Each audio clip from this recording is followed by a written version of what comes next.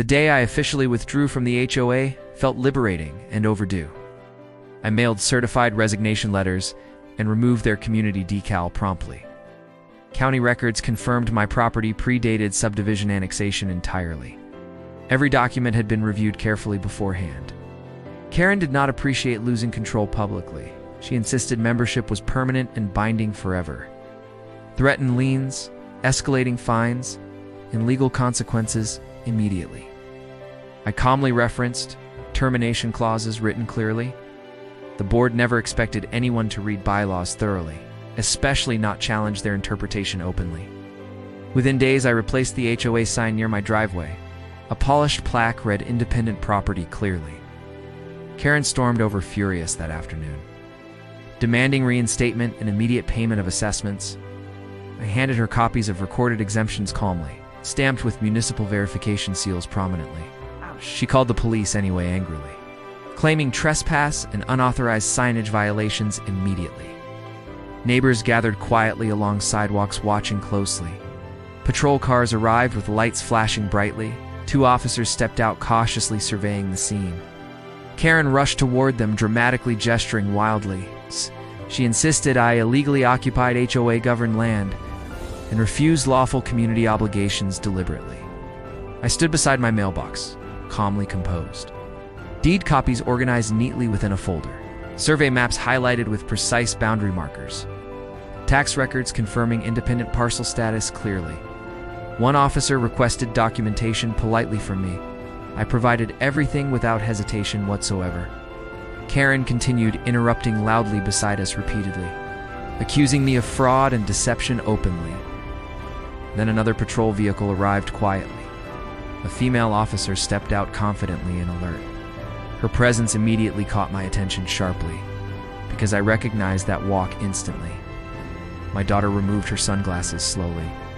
Her badge gleamed beneath afternoon sunlight brightly. She paused briefly, seeing me there, then resumed professional composure immediately. Karen marched toward her, eagerly complaining loudly, demanding immediate arrest for noncompliance stubbornly, claiming I threatened neighborhood stability intentionally. My daughter listened without visible reaction. She asked Karen for proof of trespass clearly. Karen pointed toward my front yard angrily, insisting the land belonged entirely to the HOA. My daughter requested recorded plats officially. Karen produced none to support her claim, only printed bylaws and assumptions loosely. My daughter reviewed my documentation carefully, comparing parcel numbers and legal descriptions precisely. Silence stretched across the lawn uncomfortably. Neighbors whispered among themselves quietly nearby. My daughter finally spoke with authority. "This property is not under HOA jurisdiction." Karen's confidence cracked visibly before everyone. She protested about community standards, enforcement policies.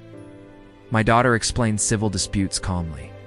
Police do not enforce private bylaws legally, especially without court orders issued formally. She warned Karen about misuse of emergency services. Filing baseless complaints carries consequences legally. The officers documented the incident thoroughly. Karen attempted one last accusation desperately, claiming favoritism due to family connection unfairly. My daughter addressed that concern directly, stating she acted strictly by statute. Another officer confirmed boundary verification findings clearly. Karen's narrative unraveled completely in public. The patrol cars prepared to depart slowly, but not before issuing formal warning. Misuse of police resources was noted officially. Future unfounded calls could result in citation. Karen's face flushed crimson immediately. Neighbors avoided eye contact awkwardly. My daughter approached me privately afterward, maintaining appropriate professional distance respectfully. She said she was proud quietly for standing firm within legal rights. Karen retreated toward her house, silently embarrassed. The crowd dispersed gradually across driveways. The HOA sent no further threats afterward. Their letters stopped arriving completely. Word spread quickly throughout the subdivision. Police will not enforce imagined authority. Documentation defeats volume every time consistently. Boundaries matter legally without exception. I kept the plaque beside my driveway proudly, a reminder of independence secured properly. Karen never called the police again afterward, especially not when my daughter responded.